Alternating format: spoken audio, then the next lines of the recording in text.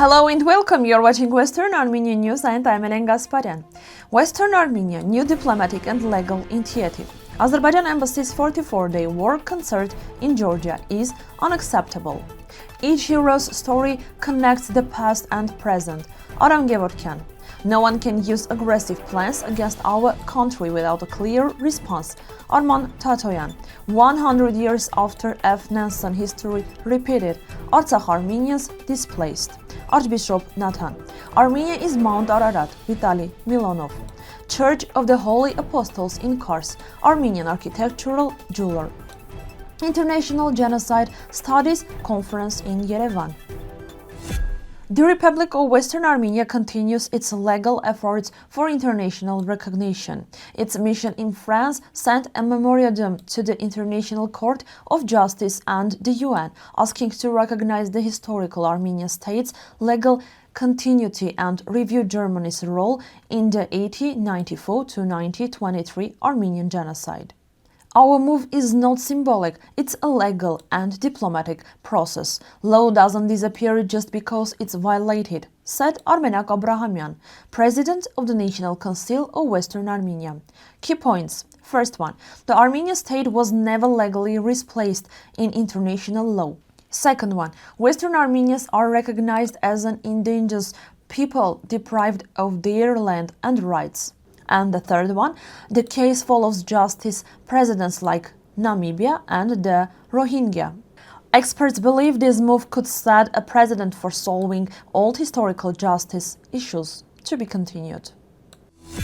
The Armenian community of Georgia strongly criticized the concert organized by Azerbaijan's embassy in Georgia on the anniversary of the 44-day war, calling it unacceptable.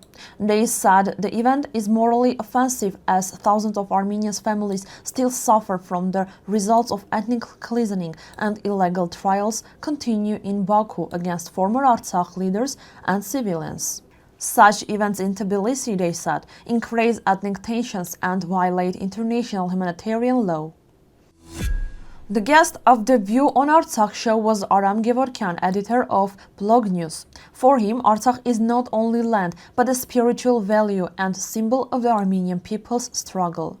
After the 2020 war, Aram and his friends started helping the children of fallen soldiers. He believes it is his duty not only to support the families, but also to tell each soldier's heroic story, connecting the past and present through their memories. When I become Armenia's leader, said the speaker, I will use all diplomatic, informational and scientific tools to show the world the truth about Azerbaijan's aggressive policies. Every time Azerbaijan organizes propaganda events abroad, we will respond immediately, showing that such actions harm peace and support occupation. Armenia must always act quickly through diplomacy to neutralize threats. We have law and historical facts on our side.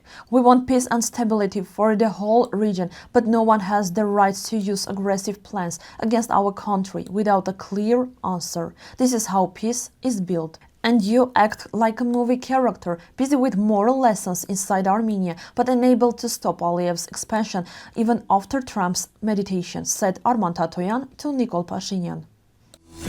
On November 5, Archbishop Nathan Hovanesyan, director of the External Relations Department of the Mother See of Holy Echmiadzin, welcomed participants of the international conference 100 years later in the footsteps of Fridtjof Nansen.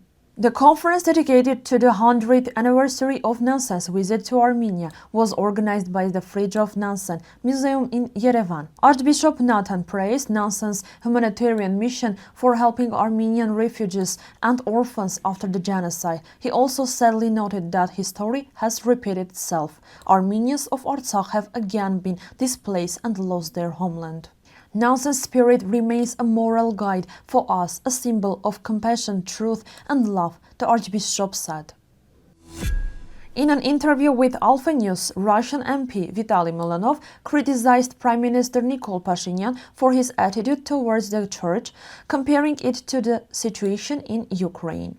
He said Christian values in Armenia are being replaced by Western influence.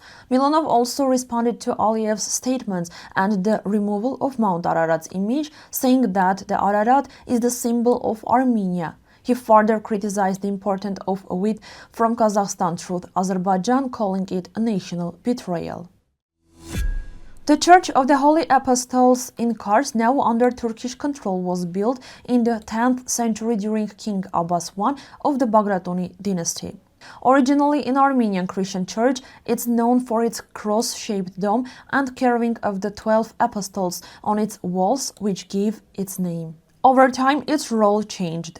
In 1579, it became a mosque. In 1878, an Orthodox church, and after 1920, again a mosque under Turkish rule.